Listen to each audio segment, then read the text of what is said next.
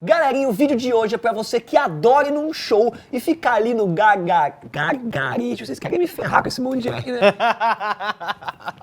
Galerinha, o vídeo de hoje é pra você que adora ir num show, ficar ali na grade, né? No gargarejo ali mesmo. Isso, você pode, pulando sem parar e torcendo pro seu ídolo dar um salto em cima da plateia. Pois bem, infelizmente é impossível ir em todos esses shows, mas pelo menos nos resta o prazer de pegar aquele disco ao vivo e sentir como se a gente estivesse fazendo parte daquele ambiente, estivesse presente naquele showzaço. É verdade. Então já levanta as mãos e acende a telinha do celular, porque a gente vai falar Liga dos a lanterninha. melhores álbuns ao vivo.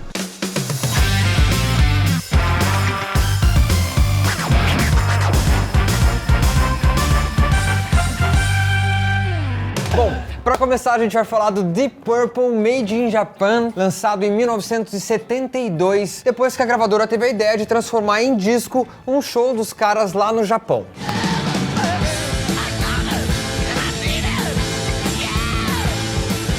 No álbum, o grupo fez versões mais longas e pouco comum pro rock na época, mas quase que esse clássico nem saiu do papel por causa da própria banda. Até então, era comum grupos estrangeiros tocarem no Japão e lançarem os shows como álbuns ao vivo, mas o Purple ficou com medo, já que eles nunca tinham gravado nada fora do estúdio, eles ficaram um pouco inseguros com essa situação. Eles só ficaram um pouco mais confiantes, na verdade, quando o produtor, o Martin Birch, assumiu o projeto e decidiu gravar as 3 noites de shows da banda na Terra do Sol Nascente.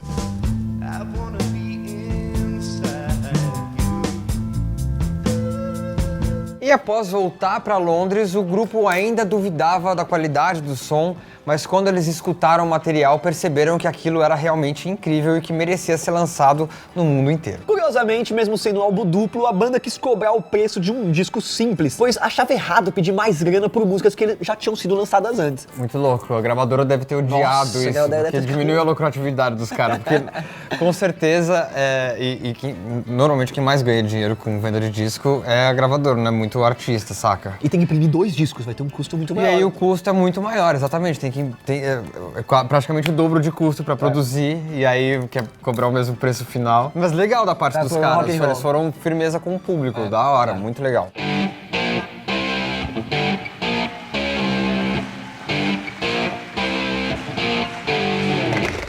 E deixando o som um pouco mais pesado, a gente fala agora do disco Live After Death, um dos principais trabalhos da história do Iron Maiden. Aliás, é Iron Maiden.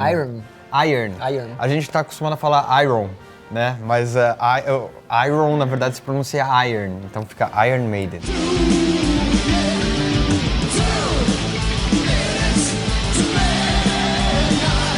Estavam com a turnê do Powerslave há quase um ano quando tiveram a ideia de fazer um álbum ao vivo e trouxeram Martin Birch, o mesmo do Deep Purple, para produzir a obra. E assim eles captaram shows na Califórnia e Londres e lançaram o disco em 1985, sendo um baita sucesso que alcançou o topo das paradas britânicas. O álbum traz uma qualidade de som tão boa que parece feito no estúdio, mas o próprio vocalista, o Bruce Dickinson, afirmou não ter nenhum tipo de overdub no CD. Ele foi gravado ao vivo.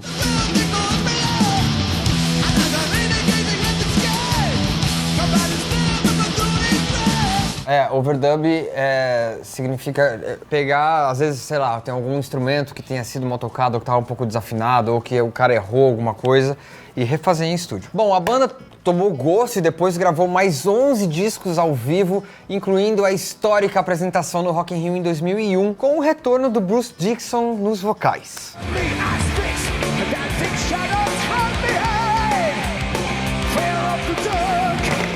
Por falar em Rock in Rio, em 85, o Barão Vermelho fez um show histórico no festival, tocando na mesma noite de bandas como Scorpions e o AC/DC. A esperança tá grudada na carne. Que diferença entre o amor e o escárnio. Mas o grupo mandou bem e arrancou aplausos dos fãs de metal, e depois de 7 anos, em 92, essa apresentação enfim saiu como disco com o nome Barão Vermelho ao vivo. E esse também é um dos últimos registros do Barão com o Cazuza, que deixou a banda para seguir carreira solo no final de 1985.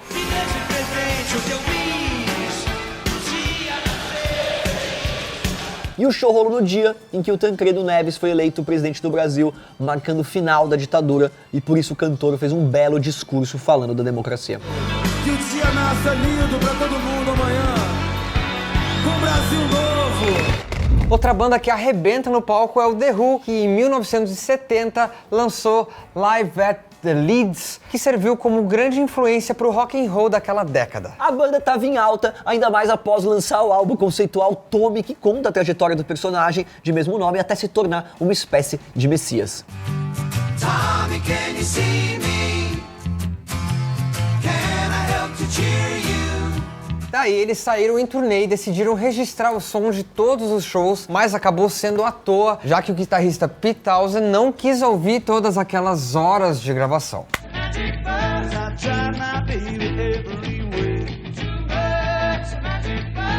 Então, galera, para resolver o problema, o grupo queimou as fitas das gravações e resolveu marcar 2 noites na Universidade de Leeds, em Hull, para enfim fazer o disco.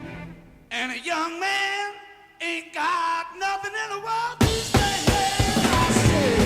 O álbum foi lançado em maio de 1970, ganhou uma nova versão em 1995 e uma edição deluxe em 2001, que trazia todas as músicas do show em Leeds. Captain Mark didn't come home, his unborn child will never know him. Outra coisa legal do disco, galera, é o encarte imitando um vinil pirata, além de trazer fotos antigas, o contrato da banda para tocar no Woodstock e até uma carta de rejeição da gravadora. The young man ain't got nothing in the world these days.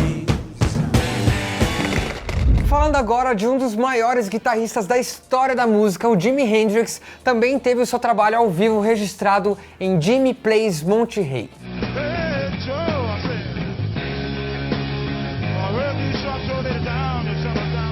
A gravação foi feita no Festival de Monterey, na Califórnia, em 67, onde ele tocou com a banda e não recebeu nenhum centavo, já que toda a renda foi revertida para caridade. E além de sucessos como Hey Joe e Purple Haze, o artista também fez versões para Like a Rolling Stone, do Bob Dylan, e Rock Me Baby, do B.B. King.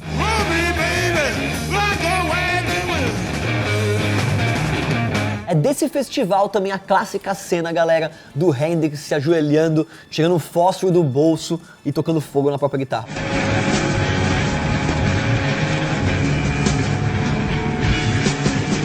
E mesmo sendo histórico, o disco só foi lançado quase 20 anos depois, em 1986, e também virou um curta-metragem que traz trechos do show e depoimentos do guitarrista.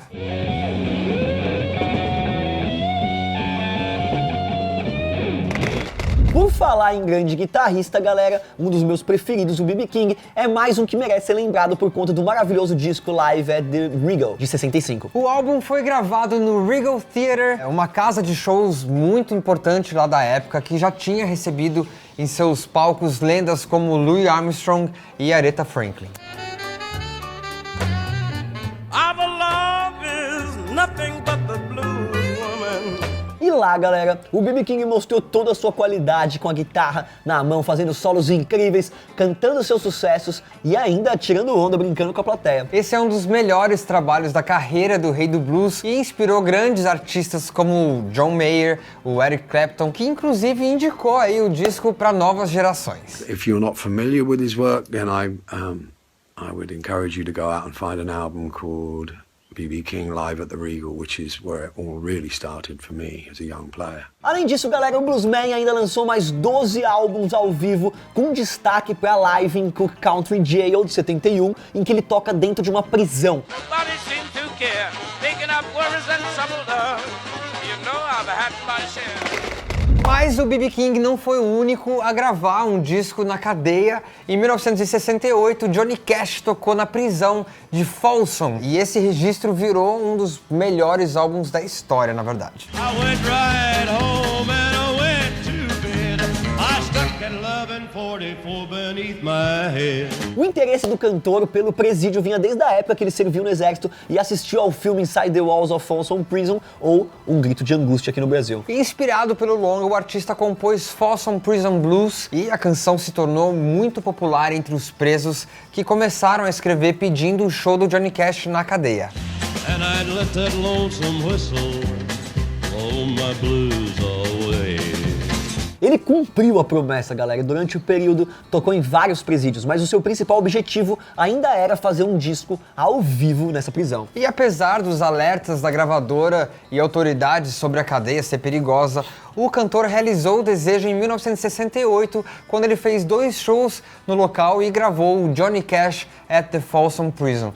Essa, inclusive, é uma técnica que você já percebeu que aqui já apareceu algumas vezes, histórias de gravar, tipo, 3 dias seguidos, 2 dias seguidos.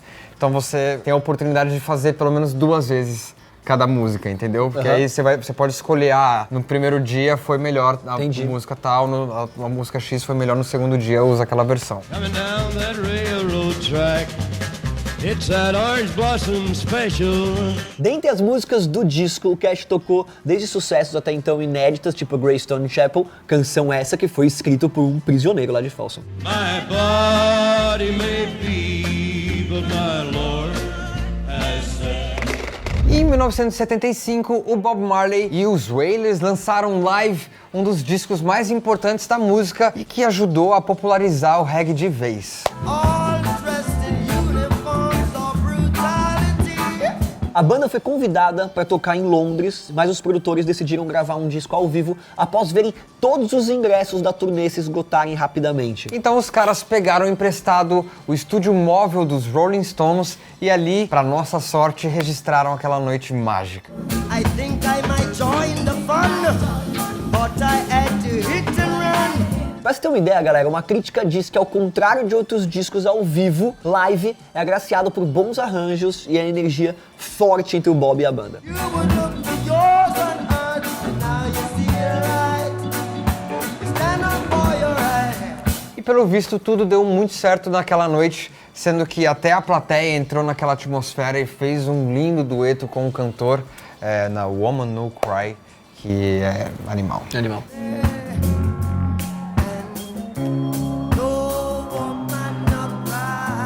Essa versão é considerada por muitos a melhor da canção, tanto que acabou entrando na coletânea póstuma Legend, que eu acho que aqui a galera mais conhece, de 84. 84, o ano que a gente nasceu. Ei, se você nasceu em 84, eu nasci em 94. Sei. Don't shed no tears. No woman, no cry. Nomeado pela revista Rolling Stone como o melhor álbum ao vivo da história, o James Brown Live at the Apollo, de 1963, quase nem aconteceu por causa da gravadora, se liga. Os produtores da King Records acreditavam que um disco ao vivo sem nenhuma faixa inédita seria um desperdício e não ia ter boas vendas. Mas o rei do soul insistiu e chegou a pagar do próprio bolso a gravação e mostrou que estava coberto de razão, pois o disco ficou 66 semanas seguidas entre os mais vendidos.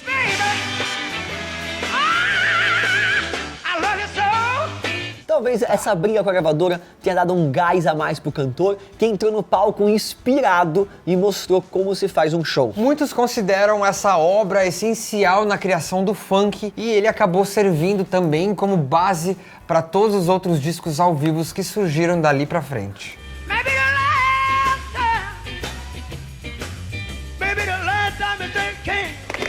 Bom, pra encerrar, a gente traz o disco Alive 2007, na verdade Alive 2007, da dupla Daft Punk, que além da qualidade do som, acabou sendo também muito importante por causa da sua tecnologia.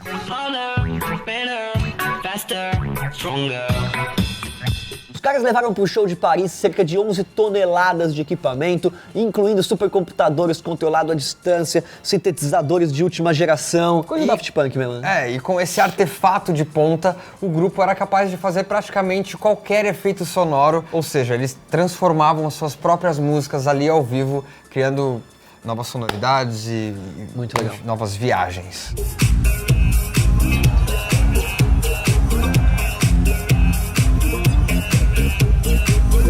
O disco foi muito elogiado e ganhou 2 Grammys, melhor álbum eletrônico dance e melhor gravação dance por Harder, Better, Faster, Stronger. Harder, better, faster, stronger.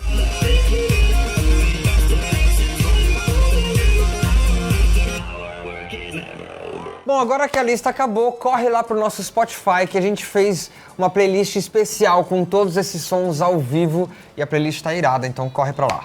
Tia, solta o controle e vem pro YouTube.